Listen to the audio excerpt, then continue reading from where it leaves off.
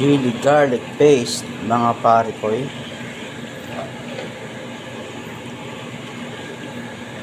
Super hots ang gamit nating sili. Yan, maingay kasi kailangan natin ng exhaust. Kasi parang tear gas. Parang tear gas yung amoy. Pag nasa kulog tayo, nagluluto ng chili garlic paste. Yan. Kailangan nating magsuot ng mask.